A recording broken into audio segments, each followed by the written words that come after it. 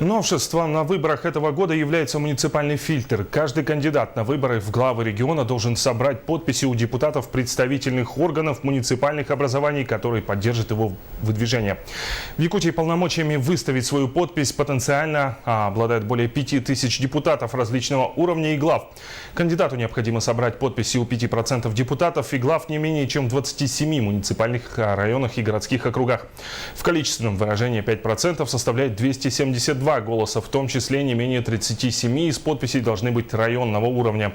Дополнительно можно собрать не более 13 резервных, из них районного уровня 1. Каждая подпись нотариально заверяется. Глава администрации и депутат представительного органа может свою подпись в поддержку того или иного кандидата только один раз дать. Поэтому Центральная избирательная комиссия, как комиссия, которая проводит выборы главы Республики Саха-Якутия, будет проверять все подписи.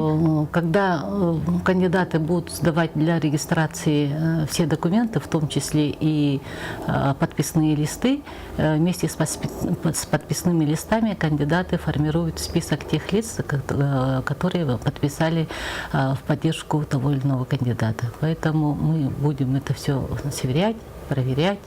И, конечно, двойных подписей у нас не будет.